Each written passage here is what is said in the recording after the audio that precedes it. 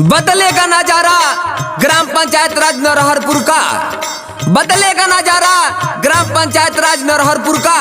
हर घर में खुशहाली होगी, झूम उठेगा पंचायत अपना, झूम उठेगा पंचायत अपना। रोज होली दिवाली होगी, रोज होली दिवाली होगी। तो दोस्तों याद रखना है, इस बार अपने बीच गायत्री देवी सरपंच पद में आई हैं, जिनका चुनाव चिन्ह है मोटरसाइकिल छाप। हमारी गायत्री देवी कह रही हैं, हम निकले हैं ईमानदारी के ताज पहनकर, हम निकले हैं ईमानदारी के ताज पहनकर। सबके दिलों में ऐसा विश्वास लिखूंगी, हुआ है ना होगा कभी भी, हुआ है ना होगा कभी भी।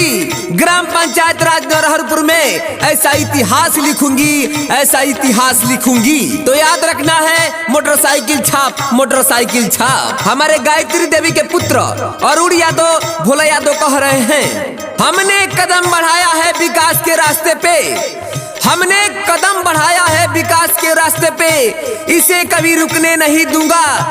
ऐ मेरे ग्राम पंचायत राज नरहरपुर के सम्मानित जनता, मैं अपने नाम से ग्राम पंचायत राज नरहरपुर का नाम झुकने नहीं दूंगा, झुकने नहीं दूंगा। तो अपना जीतता हुआ चुनाव चिन्ह है मोटरसाइकिल छाप, जो बैलेट पेपर के क्रमांक संख्या 2 पर है। हर खेत को खाद पानी, हर खेत को खाद पानी, हर हाथ को काम, हर खेत को खाद पानी, हर हाथ को काम, हर बच्चे को उच्च शिक्षा, हर नारी को सम्मान, हर नारी को सम्मान। यही है हमारी गायत्री देवी का पैगाम, यही है हमारे गायत्री देवी का पैगाम। तो याद रखना है मोटरसाइकिल छाप। एक्के गो लोग होई, एक्के गो समाज होई, एक्के गो लोग होई, एक्के गो समाज होई। अगर गायत्री देवी सरपंच में जीती हैं तो अपना ग्राम पंचायत राज नरहरपुर के सभी सम्मानित जनता के राज होई,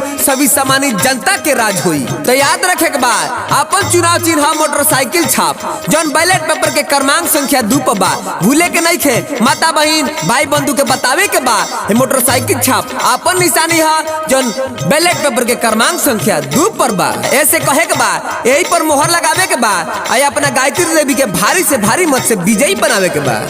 जय बिहार रिकॉर्डिंग स्टूडियो मीरगंज 82 94 28 18 46। जी हाँ प्यारे बंधु, बिल्कुल घर बैठे आप अपना प्रचार कैसेट बनवाएं, बिल्कुल ऑनलाइन सुविधा की उत्तम व्यवस्था। जय Bihar recording studio Mirganj, number है 8294281846।